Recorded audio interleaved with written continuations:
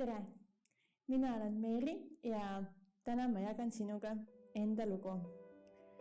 Minu töö Jumalaga sai alguse, kui ma olin umbes 7-aastane ja mu vanemad hakkasid mulle rääkima sellisest asjast nagu ristimine. Ja alguses ma seda ei soovinud, aga kui ma nägin ise ühte ristimist, siis tekkis ka minus soov saada ristitud ja saada siis Jumala lapseks.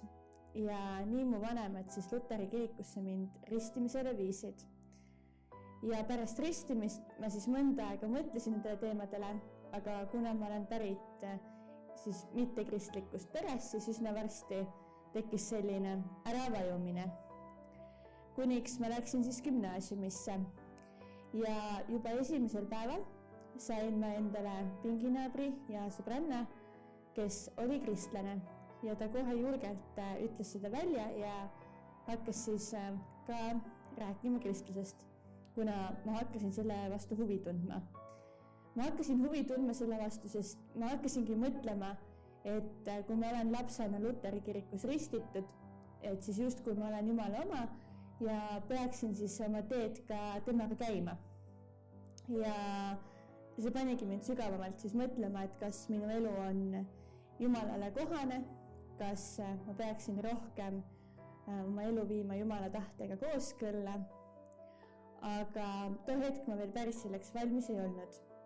Küll aga kuna ma hakkasin selle peale mõtlema, siis tekkisid ka sellised igavikulised küsimused, et mis saab elust pärast surma ja mis üldse saab. Ja minus hakkas pead tõstma selline hirm surma ja igasuguste erinevate vaimsuste vastu.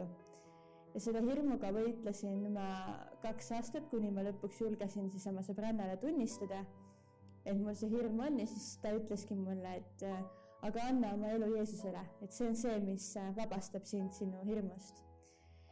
Ja ma mõtlesin, et ta võib olla täiesti õigus ja seesama õhtu ma ka siis otsustasin seda teha, et ma lihtsalt ütlesingi, et Jumal, palun võtta mind. Ja natuke hiljem sõbranna juuresolekul tegin ka siis päästepalve.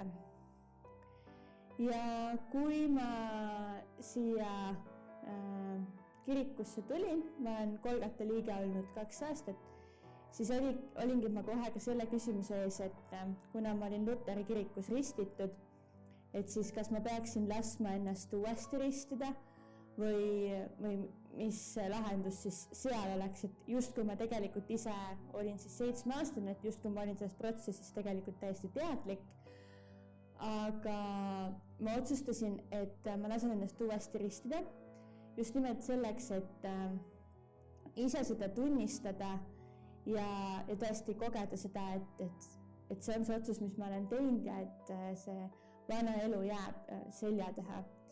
Ja mind ristiti siis baptisti ristimisel siis nii-öelda uuesti 31. detsembril 2017. aastal Saalemi kirikus toimus ristimistalitus. Ja kui ma nüüd elangi oma elu koos Jumalaga, siis ma olengi vabaks saanud nendest hirmudest, mis mul esialgu olid, need küsimused on leidnud lahenduse. Ja elu koos Jumalaga on täis hoolivust ja armastust ning on väga põnev avastada, millisena on Jumal sind loonud ja saada Jumalale veelapärasemaks. On lihtsalt imeline. Aitäh teile!